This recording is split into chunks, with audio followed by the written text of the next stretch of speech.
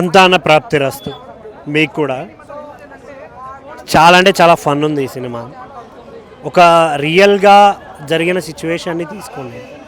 అంటే ఇప్పుడున్న జెన్జీ బ్యాచ్లో అందరికీ ప్రాబ్లం ఉంటుంది, దాన్ని అంత రియలిస్టిక్గా చూపించడం, ఎమోషనల్ డ్రైవ్, ఫ్యామిలీస్ మధ్య గొడవలు, వీటన్నిటిని చాలా బాగా ఎంజాయ్ చేశాను నేను. ఎందుకంటే ఫ్యూచర్లో పెళ్లి చేసుకోవాలి కదా మనం కూడా, అరే మనకు కూడా ఈ ప్రాబ్లమ్స్ వస్తాయేమో, జాగ్రత్త పడదాం అనే థాట్ వచ్చింది నాకు.